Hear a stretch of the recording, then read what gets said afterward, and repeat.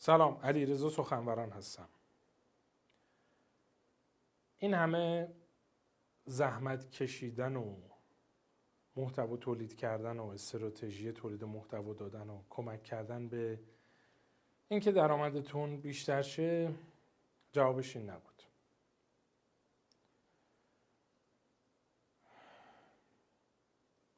احساس میکنم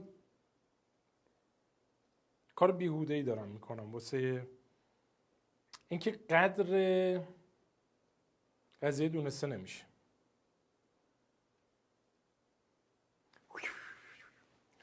سلام، تو این کلیپ میخوام یک بچه استراتژی بهت بگم که محکم 90% هنرمندهایی که چند وقته از بازار کنار گذاشته شدن یا جدیدن یک اثر هنری نچندان خوب بیرون دادن، از این استراتژی استفاده میکنن که با یک اپروچ و رویکرد قوی برگردن به بازار و مارکت. این استراتژی HCS then continue. H میشه چی؟ هاف. قهر میکنی. اولش بنا به یه دلیلی قهر میکنی. اصلا دلیلش هم مهم نیست. چند وقته کسی به من توجه نمیکنه، من قهر میکنم. من این همه زحمت کشیدم واسه تو آهنگ درست کردم، میگید خوب نیست، من قهر میکنم. یه فیلمی بازی کردم که در شأن من نبود ولی من قهر میکنم باهاتون. هر اتفاقی که میفته، اون فیلمه خیلی زحمت کشیدم ولی قهر میکنم باهاتون. یه جوری قهر میکنی. خب ببین خیلی آسان، مثلا من یه حالا اینفلوئنسرم که نمیشه گفت، یه تولید کننده محتوایی در زمینه تکنولوژی بود. یه روز اومد با یه صورت کبود، اون معلوم بود خورده تو دیوار، ولی اومد گفت یه نفر تو خیابون منو با مش زد. این جواب زحمت‌های من نبود که کی میاد تو رو با مش بزنه. حالا شاید هم درگیریت سر چیزی بود، الکی اینو خورون به اون، حالا کاری نداریم. یه چند وقت خود پیجش اومده بود پایین، ولی اول میای قهر میکنی، بعد میریم سراغ سی. حالا تو انگلیسی میگن چت، اما منظور درد و دله. خب میای درد و دل میکنی، من که اینقدر زحمت میکشم، من که اینقدر خوبم، من که این همه تلاش. بعد میای ببین تازه تو این مرحله یه سری ابعاد نگفته شرمنده ساز هم باید بگی. شاید باورتون نشه، واسه ساخت این کلیپ ها من کلیه‌مو فروختم، اینو نمیدونستید.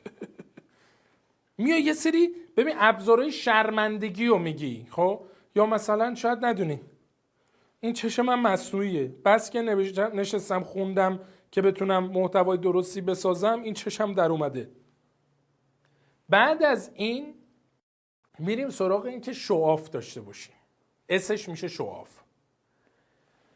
سریع اول قهر کردیم، درد و دل کردیم، حالا آقا من اونیم که دارم این بازار رو هدایت میکنم. یعنی چی؟ ببین سریع کامبک سریع میزنیم که نشون بدیم من قهر کردم، درد و دل کردم، حالا به خودم میام دوباره با شما. خب من اونیم که این کارا رو کردم، من دوست دارم باز دل شما رو شاد کنم، من دوست دارم یه کاری کنم شما حالتون خوب باشه، من دوست دارم اطلاعات به روز به شما بدم، من شده برم به کوری چشم اونایی که بد منو میخوان، روزی 1000 ساعتم مطالعه کنم واسهتون استراتژیای خوب میارم، من پشتتونم، این چیزا نمیتونه منو. ببین فلوش رو نگاه کن، آخه این جواب من بود فلانه، بعد میاد من اینقدر زحمت کشیدم، من فلانم، اینجوری میکنم، نمیدونید چقدر هزینه شده، چقدر فلان شده، اما این چیزا باعث خدشه وارد شد، من به عشق اونایی که منو دوست دارن کار میکنم.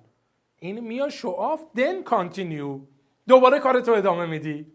هر جا احساس کردی که داری افت میکنی، پیجت افت کرده، اینا یه قهری میکنی، بعد فلان. حالا یه تعداد فالوور حسابی باید داشته باشی بعد قهر کنی، یا میدونی مثلا در حد 200-300 تا فالوور اینا، این استراتژی رو بهتر استفاده نکنیم فعلا، چون اصلا کسی نمیاد منت بکشه، کسی نمیاد چیزی بگه.